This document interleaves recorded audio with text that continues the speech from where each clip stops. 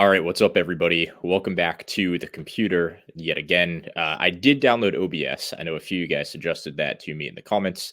My MacBook is not updated enough, so it is what it is. One last time on StreamYard, it works fine, so no complaints from me. So, good news today, exciting news. I have a new channel sponsor, which is Boostcamp.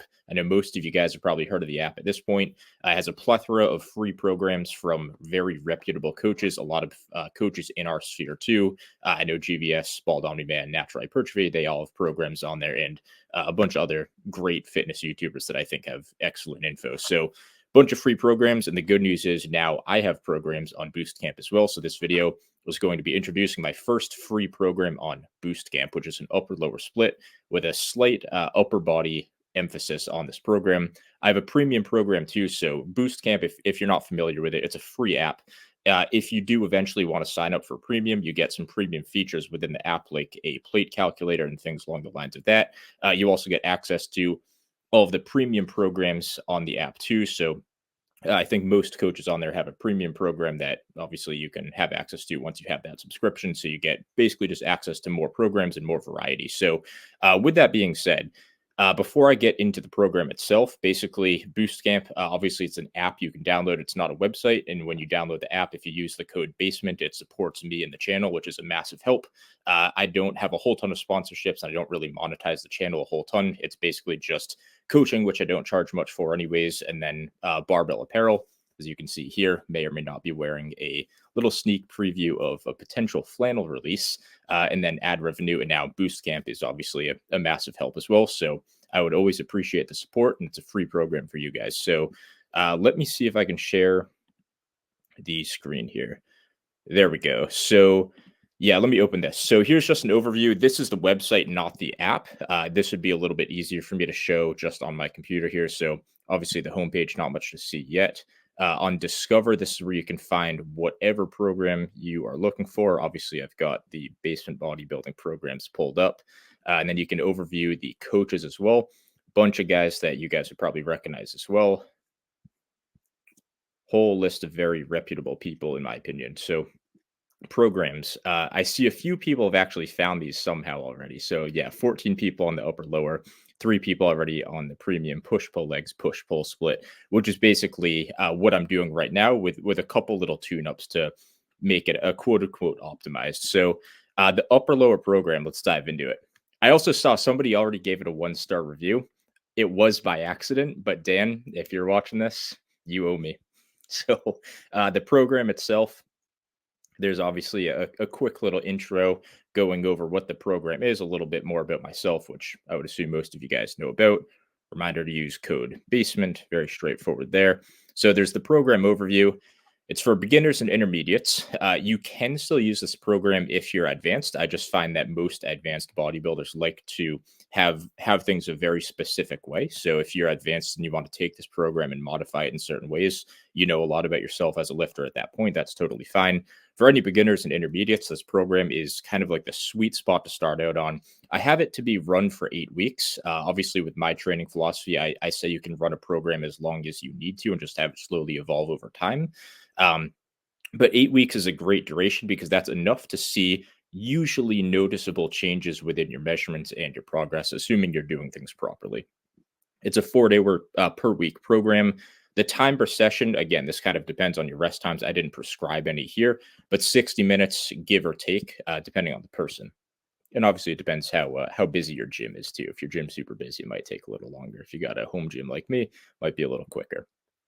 So each week is going to be the same for all 8 weeks. Volume you can adjust if you need to. I'd say within 8 weeks, there's probably not enough information that you're gathering to be able to make volume adjustments yet. I'd say once you get to 8, 10, 12 weeks, then you can kind of start to see more measurable progress at that point, and then you can kind of adjust things as needed from there. But 8 weeks is a really good sample size of just sticking to one consistent thing. So that's why I picked 8 weeks for this. So as you can see, each week is going to be next to each other like this. So you can kind of just ignore week 2 and week 3 for now. I have no idea how to zoom in on this. So let's just look over at week 1 for now. So basically for week 1, we're going to start off with the upper A session. So it's going to be a little bit of everything for the upper body. It's going to be a Smith bench, pec deck, pull-ups, AD press, preacher curls, incline curls, and overhead extensions. So this is essentially a chest and bicep focused upper day, which you can even see in the description up here. So you know kind of what you're getting into for each session. So within this session, it's going to be 2 sets across 2 different exercises for the muscles that are prioritized for that session. So chest, instead of doing 3 sets on one lift, you're getting a little bit less volume per lift, 1 extra set total for the day. But you are getting more variety. So when I'm specializing, it's not so much the 1 extra set; it's more so you're getting extra variety. So bench press and pec deck is obviously the combination we're going with for the chest, and then for biceps, we're going for the preacher curl and the incline curl. So that's a great variation. You get a lengthened bice with the preacher curl, and then with incline curl, you get obviously that killer stretch. Pull-ups, neutral grip, and weighted. There's going to be a cue for each of these lifts once you download the actual program on the app, or once you save the program. I don't know if download's the right term for that. There's going to be a helpful cue, whether it's like a physical cue, a mental cue, um, anything in between that I think will be helpful. So I would definitely take a look at the cue section for every one of these lifts, and it will tell you how to do it properly, or just give you my 2 cents on how to approach each lift. So a little bit of everything for the upper body, not quite everything. As you can see, there's no direct side or rear delt work on this day, and that's totally fine because we have that on one of the next upper days, which we'll get to in a second. So day 2 is going to be the first lower day. So if we go up to here, we can see this is a quad and a calf focused day. So on the second day, which is the first lower day, again, same kind of process here. It's going to be hack squats and leg press. So instead of doing one lift for 3 or 4 sets, this is going to be 2 lifts, 2 sets per lift. So you're not just wasting all your energy and volume on the hack squat and then not having much left over to train hard on leg press. So just keeping it at 2 to get those good potent 1 and 2 sets. And then you still have some room in the tank to do some leg press as well. Again, I would definitely take a look at the Q section, and this way you can see like what stance I recommend and stuff like that. Romania deadlifts for 2 sets beneath that. Single arm dumbbell rows for 2 sets beneath that. So the traps were not really trained really at all on this first day. They'll get hit a tiny little bit on neutral grip pull-ups, but that's not the focus at all. So that's why we're seeing them on the lower days. The lower days are always going to be a little bit modified. I find the easiest muscle to shift over from upper to lower is going to be the traps. And this is usually because the elbow flexion doesn't have a whole ton of work or range of motion in a horizontal pull, or let alone like a shrug or something like that. So it's usually not going to cause any overuse. And it's usually fine for people that do kind of have kind of cranky elbows. So this is usually the best way to go about it instead of doing like pressing on back-to-back days. Standing calf raises. This is a straight leg calf lift, obviously great for overall development, better than a seated calf raise. You're not going to see those on this program. And then a calf raise on the leg press. So once you've done a couple sets with the standing calf raise, which is already very stable, the leg press calf raise is even better in my opinion because it's hip supported. The only place you can possibly leak tension from this is the knees, not the hips, not the abs, not the spine, not the shoulders or anything. It's hip supported, so this is basically as stable as it gets for calves. For any calf raises, I don't always advocate for a full lockout. I usually say do 90% of the range of motion. So get a deep stretch, come all the way up, but that tiny little lockout at the top, you're going to hold yourself back from challenging the rest of the range of motion if you adjust the weight and keep it light just so you can get the lockout. So get 80 to 90% of the ROM and you're good from there. Decline setups for abs towards the end of that day. So the abs are being trained, even though I personally don't train abs. I want to make sure this is applicable to you guys. And I know the vast majority of people do prefer to train abs. I'm unique in the way that I don't usually. Day 3 is going to be the second upper session. So Smith machine bench press, we're doing 3 sets. This is 7 to 10 reps, so a different rep range from the first session. Smith bench is an excellent go-to lift. If on this second day you have access to a different machine, so something like a selectorized machine, a lying plate-loaded machine, or even a prime machine if you're super lucky, that's an excellent rotation if you do want some variety. That's totally fine. And if you want to do that instead of Smith bench, all good there. Lat pull downs with a neutral grip. So again, this is a lat focused pull down. Obviously, an overhand or like a pronated lat pull down is going to train the lats very well, just in a different position. But that also includes the traps to a pretty significant degree, as long as you're doing them quote unquote properly. So with that, I'm trying to avoid the traps a little bit to make sure they're fresh and hit hard on the lower days. So Smith bench, again, not a chest focused day. So it's going to be 3 sets and then 3 sets here, but you are starting to see a shoulder focus. So same concept here. It's 2 sets per lift across 2 lifts instead of 3 sets on 1 lift. This is how I like to kind of specialize in certain muscles for a session. Bicep curl with an easy bar, standard easy bar curl. This is an excellent lift, especially if you're a beginner intermediate. 3 sets on that, and then a little bit more tricep work on this day. So as you can see, it's a shoulder and tricep focus. Smith machine JM press, and then a seated overhead extension. This is a lethal combo. This is the best it gets. I know a lot of people do prefer cables. My personal recommendation for the overhead extensions is to do them in the stationary seated bench with an easy bar. You can use a dumbbell if you like, and having that back support will allow you to get more stretch. If you prefer cables, I'm not going to hold that against you. You can absolutely do the cables if you like, but I would strongly suggest doing a seated easy bar extension. It's an underrated lift, and I want you guys to give it an honest shot. If you don't like it after 8 weeks, 4 weeks, or whatever, you can rotate it. That's fine to cables. But I would really would give this an honest shot first. So this is going to leave your triceps smoked. Your entire upper body is going to have a crazy pump. Triceps going on. You got the rear delts going. Everything else in the upper body, again, aside from traps and abs on this session. So that's a killer. This is a fun workout. Day 4, another lower session to finish off the week. So leg press, starting off strong. That's a fun, enjoyable lift. I don't see who doesn't like stacking on some plates there. RDLs with a barbell. I would recommend using a barbell. You can use dumbbells if you like, but a barbell forces you to kind of lean forwards and get your hips bent quite a bit.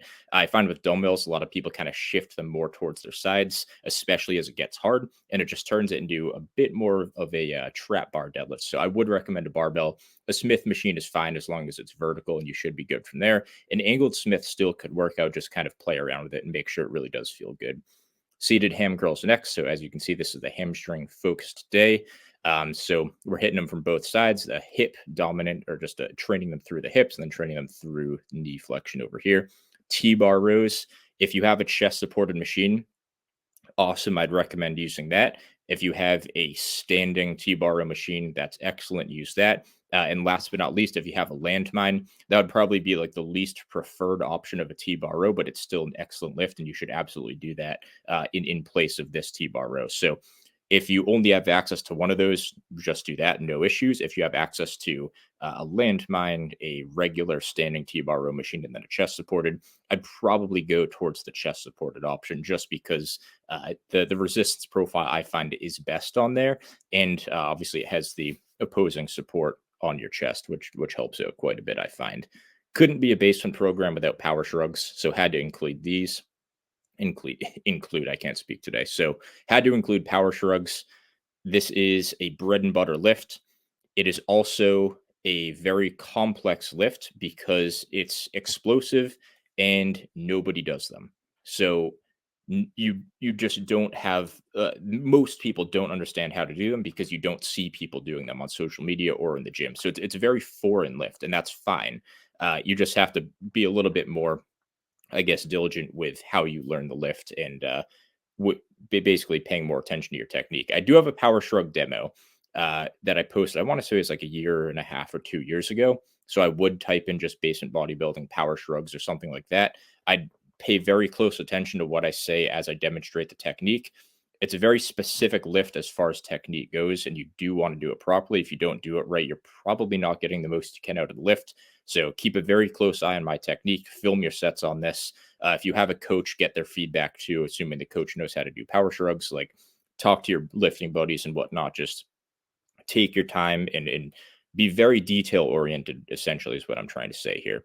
Standing calf raises after this. So 2 sets on this. Standing calf raises, you can't go wrong with these. If you don't have a standing machine, you can always do them in a Smith on a block. And if you don't have that, then you can just grab some form of block or step, put that next to like a power rack or a Smith machine, or even just any machine that you can hold on to.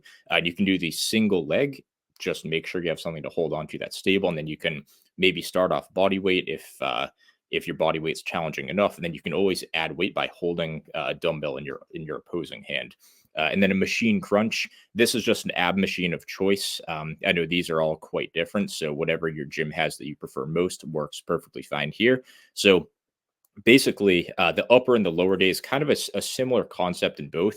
Lower body lifts are generally going to be more fatiguing, and I find lower body lifts are the perfect lifts to just go hard and get almost more out of less in a way. I think 3 sets on everything here would be overkill, and you'd be gassed by the end of the session. So I'd rather see everybody go a little bit lower in volume and a little bit higher in intensity.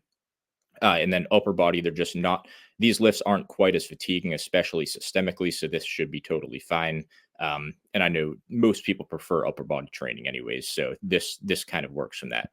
If you want to, if you do want to increase the volume, I would probably recommend making any volume adjustments, whether it's an increase or decrease after the 8 weeks. If you want to maybe pick and choose a couple lifts that you're familiar with and adjust the volume sooner than that, that's all right too. But I would probably reserve that for very specific instances. So that's pretty much it for the program. If you guys have any questions on how the program works, let me know in the comments. I'd love to see you guys kind of communicate with each other or myself on that in the comments here. I'll be answering questions. I'll be checking the comments and whatnot regularly when I upload this. So yeah, just hit me up in the comments.